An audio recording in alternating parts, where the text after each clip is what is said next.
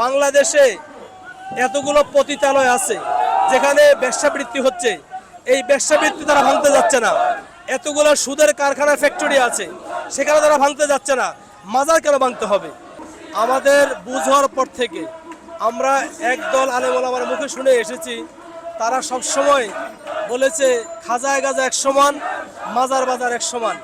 আজ তারা পৃথিবীতে না বেঁচে থাকলেও তাদের উত্তরসূরি যারা বেঁচে আছে তারাও একই স্লোগানে আজকে তারা মাজার ভাঙতেছে। অথচ আল্লাহ রসুল সাল্লাল্লাহু আলাইহি সাহাবায়ে কেরাম, তাবিন, তাবে তাবিন, সলিহিন, ওলামায়ে কেরাম, পীর মাশায়েখ, বুজুর্গানে কেরাম, মুসলমান, আমরা একজন সাধারণ গুনাহগার মুসলমানের কবরও জিয়ারতের পক্ষে। একজন সাধারণ মুসলমান সে যদি গুনাহবর্তী নিয়েও কবরে যায়, আমরা তাকে কবর জিয়ারতে সালাম করি।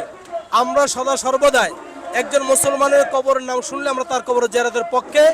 আমরা কোরআন হাদিস থেকে সেটাই পেয়েছি এবং সেই হিসাবে যারা আমাদের চাইতে আরও ভালো এলেমে আমলে যারা ভালো ছিলেন, যারা আল্লাহওয়ালার জন্য, আল্লাহকে পাওয়ার জন্য, রাজি খুশি করার জন্য দিনের পর দিন, রাতের পর রাত যারা জাগ্রত হয়ে আল্লাহর সান্নিধ্য অর্জন করার জন্য ইবাদত করেছেন, আমরা কোরআনের ভাষা, হাদিসের ভাষা তাদেরকে ওলি আল্লাহ হিসাবে চিনি এবং জানি।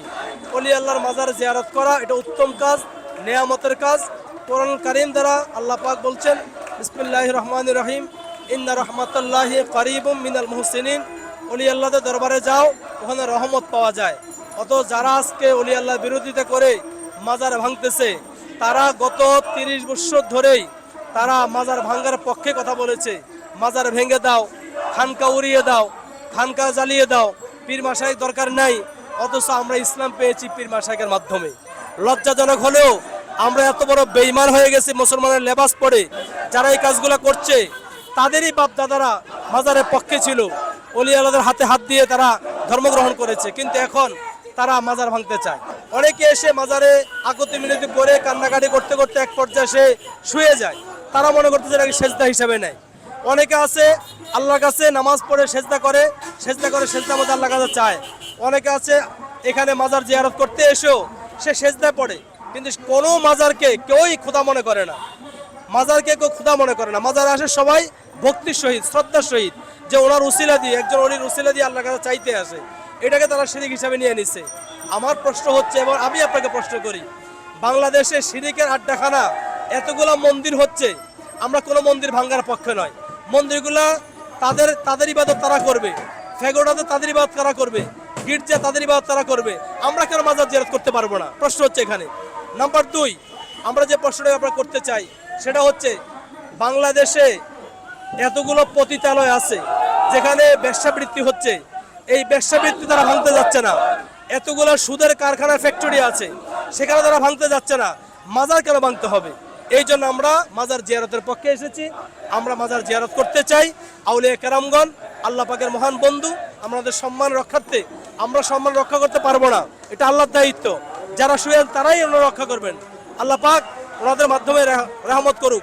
আমরা এসে যা সাজিরা দিয়ে আমরা শুকরিয়া আদায় করতে, যে আমরা ওনাদের পক্ষে আছি।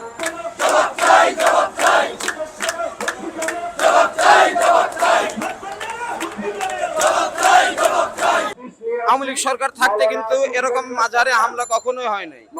এখন বর্তমান এই সরকার আসার পরেই হঠাৎ করেই উগ্রবাদীরা আমাদের মাজারের উপরে আক্রমণ করা শুরু করেছে। তাই এই সরকারের উদ্দেশ্যে বলবো, আরেকটি মাজারের যদি কোনো ক্ষয়ক্ষতি হয় এই সরকারকে দায় নিতে হবে। এই সরকারের যারা কাঠমুল্লা, বুঝেন নাই, যারা কাঠমুল্লা, এই কাঠমুল্লারাই আমাদের সহ্য করতে পারে না। কারণ আমরা সাধারণ মানুষ, আমরা মানুষকে ভালোবাসি, আমরা মানুষ নিয়ে কোনো রাজনীতি করি না, ধর্ম নিয়ে কোনো রাজনীতি করি না। কিন্তু বাংলাদেশে এক শ্রেণীর মানুষ আছে ধর্ম নিয়ে রাজনীতি করতে চায়, তারাই আমাদের মাজারের উপরে হামলা করতেছে এবং তাদের প্রতিহত করার জন্য আমরা পাগল মস্তানাজ গুলিস্তানে অবস্থান করতেছি।